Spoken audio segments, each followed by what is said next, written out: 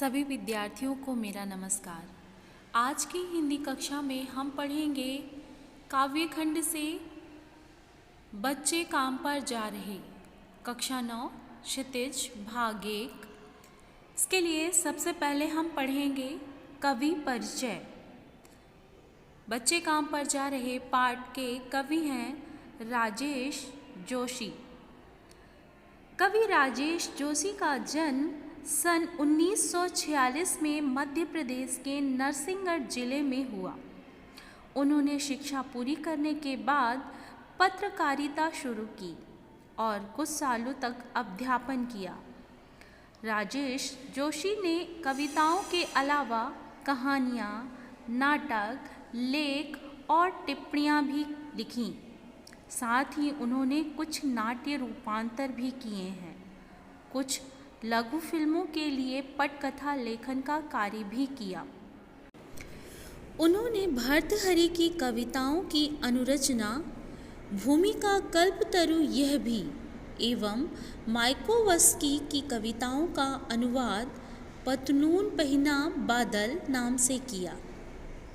कई भारतीय भाषाओं के साथ साथ अंग्रेजी, रूसी और जर्मनी में भी राजेश जी की कविताओं के अनुवाद प्रकाशित हुए हैं। राजेश जोशी के प्रमुख काव्य संग्रह हैं एक दिन बोलेंगे पेड़, मिट्टी का चेहरा, नेपथ्य में हंसी और दो पंक्तियों के बीच। उन्हें माखनलाल चतुर्वेदी पुरस्कार, मध्य प्रदेश शासन का शिखर सम्मान और साहित्य अकादमी पुरस्कार से सम्मानित किया गया है।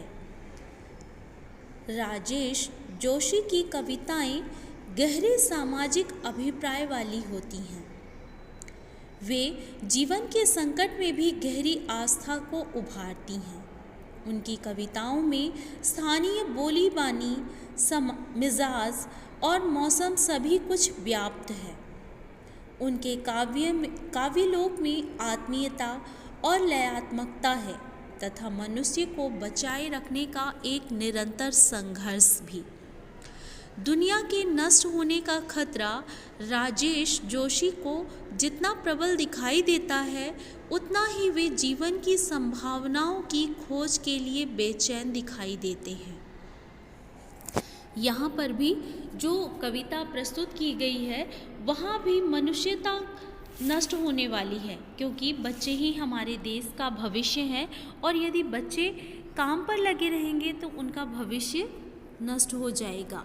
और इस विनाश के कारण ही, इस नष्ट होने के कारण ही राजेश जोशी बहुत परेशान दिखाई दे रहे हैं। वो अपनी इस कविता के माध्यम से लोगों को जगाना चाहते हैं। प्रस्तुत कविता में बच्चों के बचपन छीन लिए जाने की पीड़ा व्याप्त हुई है।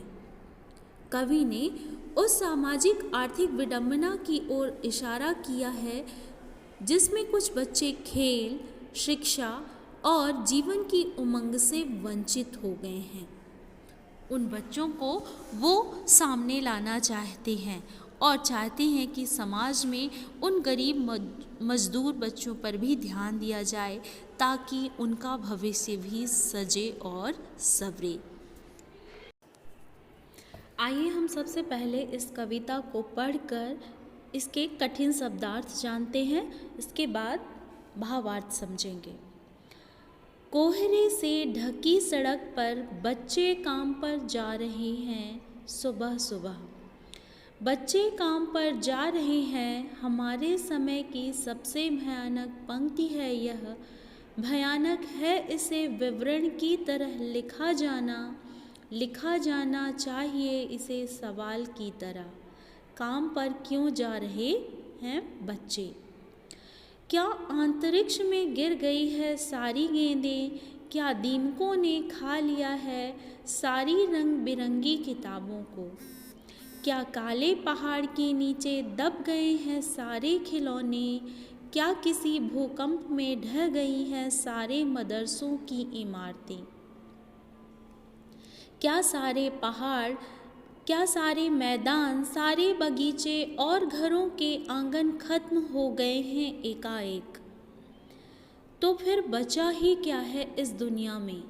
कितना भयानक होता अगर ऐसा होता। भयानक है, लेकिन इससे भी ज़्यादा यह है कि सारी चीज़ें हस्ब मामूल हैं। पर दुनिया की हजारों सड़कों से गुजरते हुए बच्चे, बहुत छोटे छोटे बच्चे काम पर जा रहे हैं। बच्चे काम पर जा रहे। भावार्थ: कोहरे से ढकी सड़क पर बच्चे काम पर जा रहे सुबह सुबह।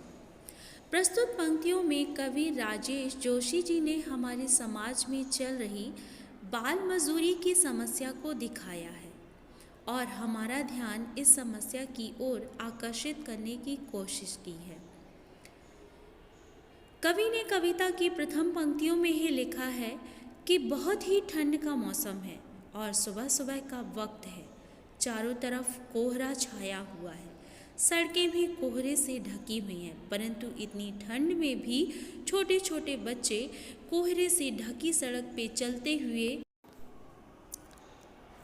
अपने अपने काम पर जाने के लिए मजबूर हैं, जबकि इन बच्चों की उम्र तो अभी खेलने कूदने की है। खेलने कूदने की उम्र में इन्हें काम करने के लिए जाना पड़ रहा है। यह बात कवि को अच्छी नहीं लग रही है। बच्चे काम पर जा रहे हैं हमारे समय की सबसे भयानक पंक्ति है। यह भयानक है, इसे विवरण की तरह लिखा जाना चाहिए। इसे सवाल की तरह काम पर क्यों जा रहे हैं बच्चे। प्रस्तुत पंक्तियों में कवि ने इस समाज में व्याप्त बाल मजदूरी जैसी समस्या पर चिंतन करते हुए कहा है कि हमारे समय की सबसे भयानक बात यह है कि छोटे छोटे बच्चों को काम पर जाना पड़ रहा है, और उससे भी भयानक कवि को यह बात लग रही है कि हम यह बात कितनी सी सरलता से कह दे रहे हैं, जबकि हमें इसकी ओर ध्यान देना चाहिए और इसका कारण पता करना चाहिए कि पढ़ने और खेलने की उम्र वाले बच्चों को अपना पेट पालने के लिए यूँ काम पर क्यों जाना पड़ रहा है। इसे हमें समाज में एक प्रश्न की तरह पूछना चाहिए कि इन छोटे बच्चों को काम पर क्यों जाना पड़ रहा है।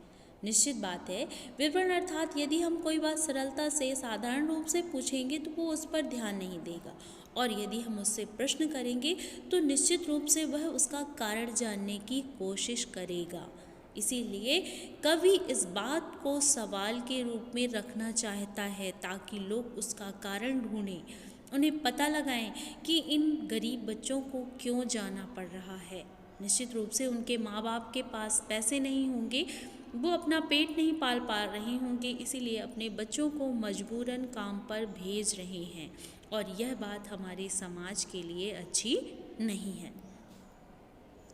अगली पंक्तियाँ: क्या अंतरिक्ष में गिर गई है सारी गेंदें, क्या दीमकों ने खा लिया है सारी रंग बिरंगी किताबों को, क्या काले पहाड़ के नीचे दब गए हैं सारे खिलौने, क्या किसी भूकंप में ढह गई हैं सारे मदरसों की इमारतें। कवि बाल मजदूरों को सुबह भीषण ठंड एवं कोहरे के बीच अपने अपने काम पर जाते देखता है, जिसे देखकर कवि हताशा और निराशा से भर जाता है, और इसी कारणवश कवि के मन में कई तरह के सवाल उठने लगते हैं। कवि को यह समझ नहीं आ रहा है कि क्यों ये बच्चे इतनी सुबह सुबह ठंड में काम पर जाने के लिए विवश हैं। कभी सोचता है कि क्या खेलने के लिए गेंद सारी खत्म हो चुकी हैं या आकाश में चली गई हैं। क्या बच्चों के पढ़ने के लिए एक भी किताब नहीं बची है। क्या सारी किताबों को दीमकों ने खा लिया है।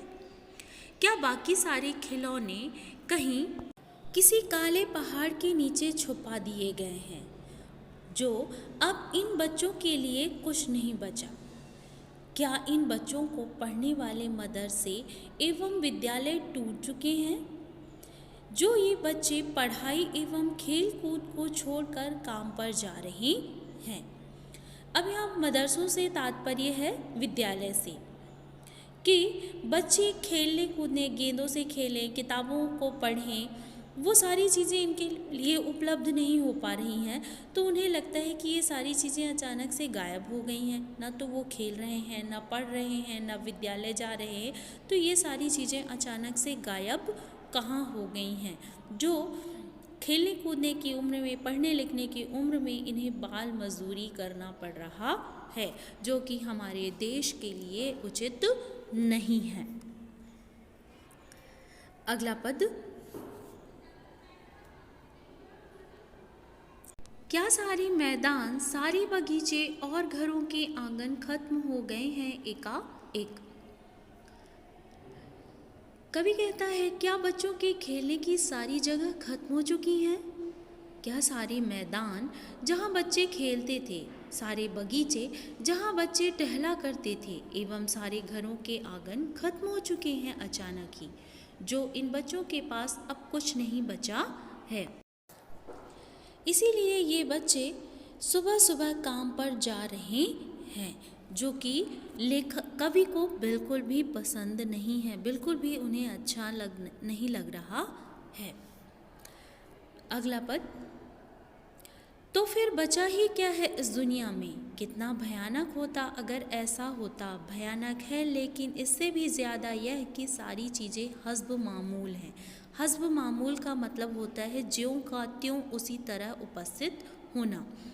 कवि के अनुसार छोटे छोटे बच्चे काम पर इसलिए जा रहे हैं क्योंकि दुनिया की सारी खेलने की चीज़ें जैसे गेंद, खिलौने, बगीचे, मैदान, घर का आंगन इत्यादि खत्म हो चुके हैं। उनके पढ़ने के लिए सारी किताबें, विद्यालय एवं मदरसे खत्म हो चुके हैं। कवि आगे कह रहा है कि अगर सच में ऐसा है तो यह कितनी भयानक बात है और दुनिया के होने का अर्थ ही नहीं है। परंतु कवि को इससे भी ज़्यादा भयानक तब लगता है जब उसे जान पड़ता है कि बच्चों के खेलने के कूदने की सारी चीज़ें उपलब्ध हैं और उसके बाद भी बच्चे काम पर जाने के लिए विवश हैं और इसी कारण कवि निराश भी है। अब आप स्वयं ही सोच सकते हैं कि यदि चीज़ें नहीं होगी खेलने कूदने की तो यह दुनिया कैसी लगेगी। लेकिन सब कुछ होने के बाद भी ये सारी चीज़ें बच्चों को उपलब्ध नहीं हो पा रही हैं। यह हमारे लिए बहुत भयानक बात है, हमारे समाज के लिए भयानक बात है। कवि अपनी इन पंक्तियों के द्वारा समाज में चल रहे बाल श्रम की ओर हमारा ध्यान खींचने में पूरी तरह सफल हुए हैं। कवि के अनुसार बचपन, खेल कूद, पढ़ाई लिखाई एवं बच्चों के विकास का समय होता है। उस वक्त उन पर कोई बोझ या जिम्मेदारी नहीं होनी चाहिए। जब बच्चे अच्छी तरह से खेलेंगे, पढ़े लिखेंगे, तभी उनका संपूर्ण विकास हो पाएगा। लेकिन यदि वो इस बचपन की अवस्था में ही काम करेंगे तो वह जीवन भर सिर्फ काम में ही लगे रह जाएंगे, आगे नहीं बढ़ पाएंगे। उनकी पीढ़ी भी इसी तरह काम ही करती रह जाएगी। अगला पद, पर दुनिया की हजारों सड़कों से गुजरते हुए बच्चे, बहुत छोटे छोटे बच्चे काम पर जा रहे हैं। की सोच यह थी कि दुनिया में स्थित सारे खेलने कूदने की जगह एवं चीज़ें खत्म हो गई हैं और इसीलिए बच्चे काम पर जा रहे हैं। लेकिन जब वो देखते हैं कि ये सारी चीज़ें एवं जगह दुनिया में भरी पड़ी हैं, तब उनमें चिंता घर कर जाती है, क्योंकि उन्हें यह समझ नहीं आता कि इन सारी चीज़ों के मौजूद होने के बाद भी आखिर क्यों छोटे छोटे बच्चे दुनिया की हजारों सड़कों में चलकर अपने अपने काम पर जाने के लिए विवश हैं। इसीलिए उन्होंने हमारे सामने यह प्रश्न कि काम पर क्यों जा रहे बच्चे।